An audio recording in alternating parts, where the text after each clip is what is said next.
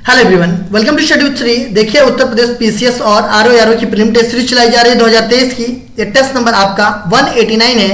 188 test already complete हो चुका है। प्ले लिस्ट बना रखी है, आप लोग जाकर के देख सकते हैं। देखिए, अगर आप किसी भी स्टेट पीसीएस की प्रिपरेशन कर रहे हैं, जैसे कि BPSC, MPPSC, Jharkhand PCS, Chhattisgarh PCS, Uttarakhand PCS, Himachal Pradesh PCS या फिर आरएस, तो आप मेरे टेस्ट सीरीज को देखिए, आपको काफी फायदा मिलेगा। या किसी वनडे एग्जाम की प्रिपरेशन कर रहे हैं तो भी मेरे टेस्ट सीरीज को देखिए, क्योंकि जो भी क्वेश्चंस हैं वो सभी प्रतियोगिता परीक्षाओं के लिए काफ़ी इंपॉर्टेंट है। देखिए, जो लोग फर्स्ट टाइम विजिट कर रहे हैं मेरे चैनल पे, चैनल को सब्सक्राइब कर लें। सब्सक्राइब करने के बाद से बेल आइकन को प्रेस कर लें कि मेरी जब भी वीडियो आए तो आपको नोटिफिकेशन मिल जाए। और वीडियो को बहुत कम शेयर कर रहे हैं आप लोग, और वीडियो को बहुत कम देख रहे हैं। देखिए, 14 मई बहुत नज़दीक है, और जो लोग सीरियस कैंडिडेट हैं, ठीक है, वो टेस्ट सीरीज को देखा करें। और जो लोग जो है कि टेस्ट नंबर 1 से नहीं देखे हैं, वो टेस्ट नंबर 1 से स्टार्ट करें और 189 तक जाएं और आगे भी देखते रहें। तो स्टार्ट करते हैं। फर्स्ट क्वेश्चन है, भारतीय संविधान का कौन सा अनुच्छेद संसद के अंतर्राष्ट्रीय समझौतों को लागू करने के लिए विधि निर्माण करने की शक्ति प्रदान करता है? अनुच्छेद 249, अनुच्छेद 250, अनुच्छेद 252, अनुच्छेद 253। देखिए, भारतीय संविधान का वह कौन सा अनुच्छेद है जो कि संसद को अंतर्राष्ट्रीय समझौते को लागू करने के लिए विधि निर्माण करने की शक्ति प्रदान करता है? तो वह कौन सा अनुच्छेद है? तो वो अनुच्छेद है आपका अनुच्छेद 253। ठीक है, जो अनुच्छेद 253 है, यह संसद को अंतर्राष्ट्रीय समझौते को लागू करने के लिए विधि निर्माण करने की शक्ति प्रदान करता है। देखिए, 249 की हम बात करें, 249 जो है कि राज्य सूची में विषय के संबंध में राष्ट्रीय हित में विषय बनाने की सांसद की शक्ति के बारे में बात करता है।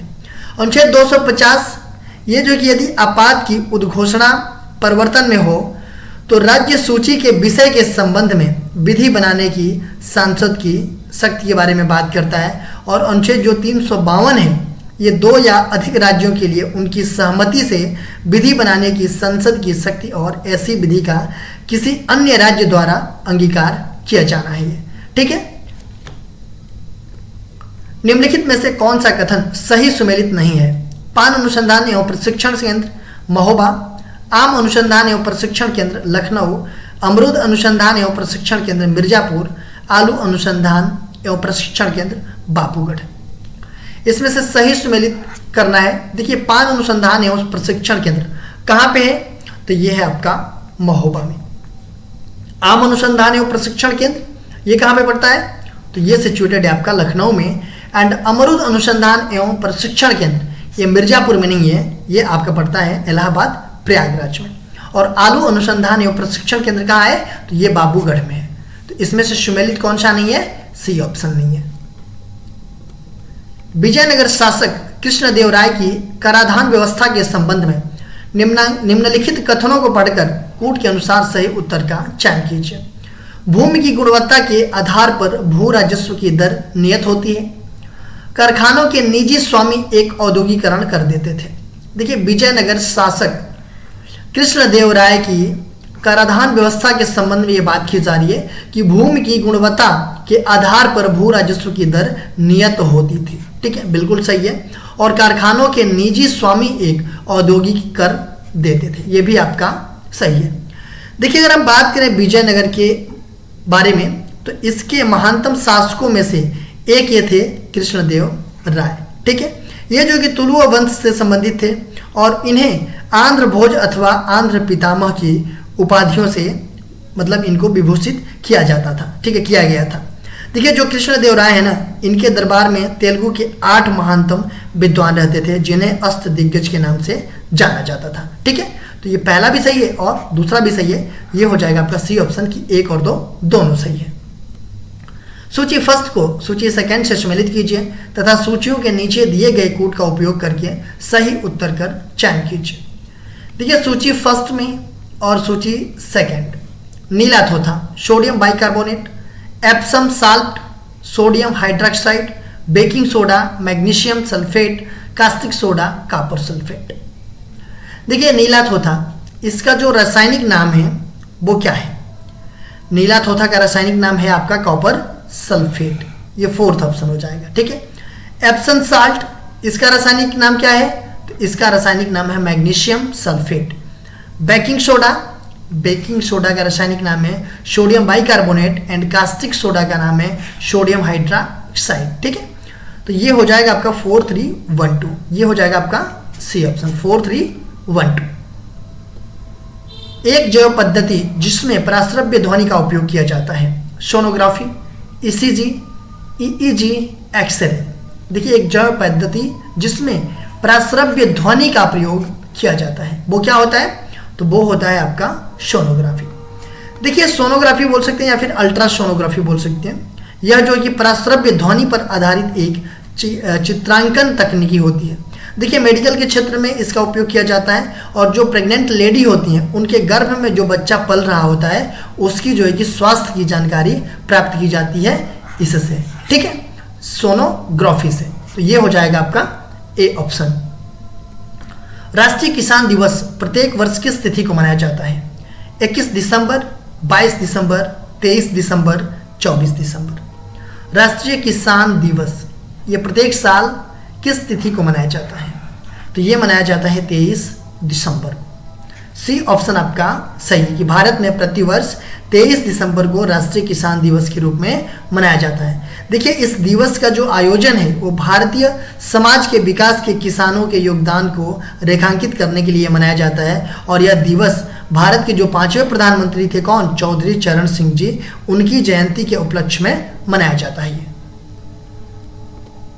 सूची फर्स्ट को सूची सेकंड से सम्मिलित कीजिए तथा सूचियों के नीचे दिए गए कूट का उपयोग करके सही उत्तर का चयन कीजिए। सूची फर्स्ट में भारत की स्थानांतरित कृषि के बारे में बताया गया है और सूची सेकंड में क्षेत्र बताया गया है कि भारत की जो स्थानांतरित कृषि है वो मतलब किस क्षेत्र में की जाती है। देखिए बालत्रे उत्तर पूर्वी भारत, वेवार एवं डहिया मध्य प्रदेश, जारा एवं एरका दक्षिणी पूर्वी राजस्थान, झूम दक्षिणी भारतीय राज्य। देखिए जो बालतरे भारत में स्थानांतरित कृषि है ये किस क्षेत्र में की जाती है? तो ये की जाती है दक्षिणी पूर्वी राजस्थान में। ठीक है,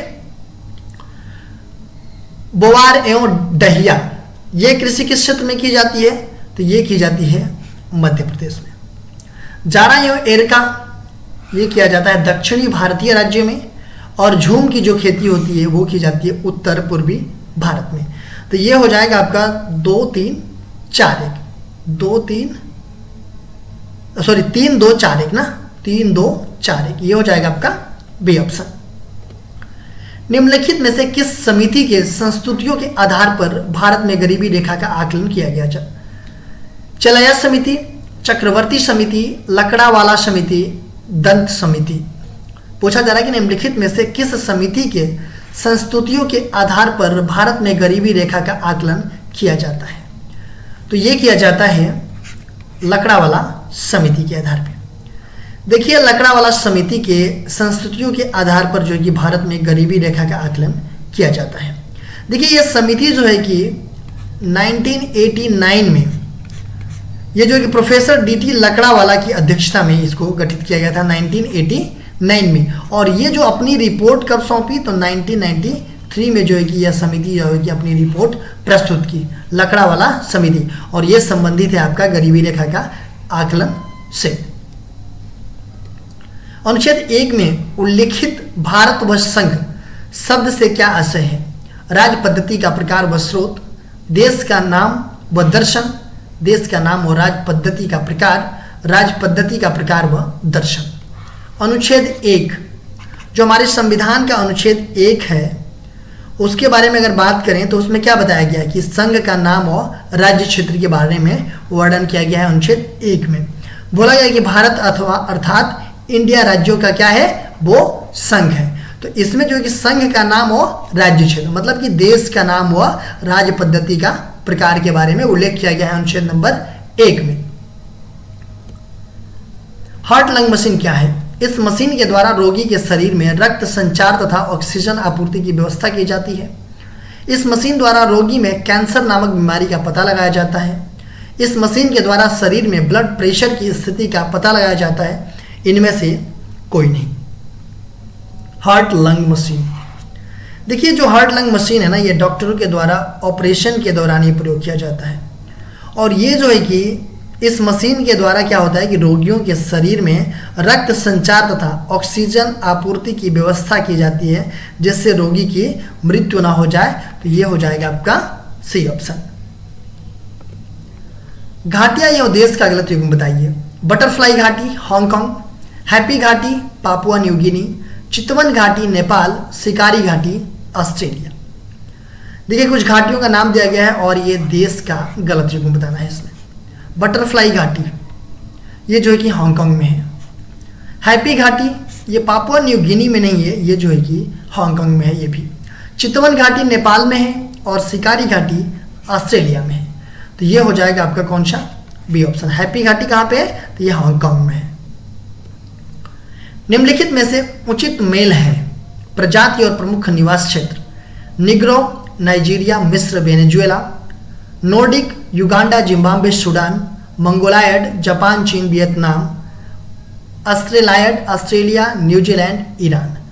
इसमें से उचित मेल पूछा जा रहा है कौन सा है, तो इसमें से उचित मेल है आपका ये वाला कौन सा, ये मंगोलायड वाला, कि जापान चीन और वियतनाम। ठीक है। जलवायु प्रदेश जो कि केवल सर्दी की ऋतु में वर्षा प्राप्त करता है वह है पश्चिम यूरोपीय, भूमध्य सागरीय, भूमध्य रेखीय, टुंड्रा। जलवायु प्रदेश जो कि केवल सर्दी की ऋतु में वर्षा प्राप्त करता है वह होता है आपका भूमध्य सागरीय। बी ऑप्शन आपका सही है। देखिए पवन पेटियों में खिसकाव के कारण क्या होता है कि भूमध्य सागरीय जलवायु प्रदेश शीत ऋतु में पछुआ पवने के प्रभाव में आ जाता है और समुद्र की ओर से आने के कारण जो है कि पछुआ पवने क्या लाता है, तो वर्षा लाता है। तो ये हो जाएगा आपका बी ऑप्शन।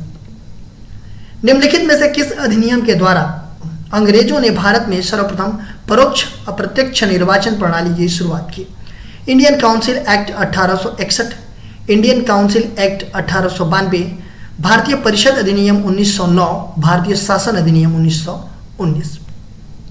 निम्नलिखित में से किस अधिनियम के द्वारा जो अंग्रेज थे उन्होंने भारत में सर्वप्रथम परोक्ष या अप्रत्यक्ष निर्वाचन प्रणाली की शुरुआत किया था, तो वो था आपका कौन सा, ये 1892 का इंडियन काउंसिल एक्ट के द्वारा। ये बी ऑप्शन आपका सही है। निम्न कथनों पर विचार कीजिए। धात्विक खनिजों के लिए गोंडवाना क्रम की चट्टानें सुप्रसिद्ध हैं।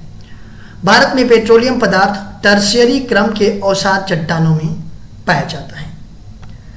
क्या पूछा जा रहा है, ये पूछा जा रहा है कि भारत में धात्विक खनिजों के लिए गोंडवाना क्रम की चट्टानें सुप्रसिद्ध हैं और भारत में पेट्रोलियम पदार्थ टर्शियरी क्रम की अवसादी चट्टानों में पाए जाते हैं। ठीक है।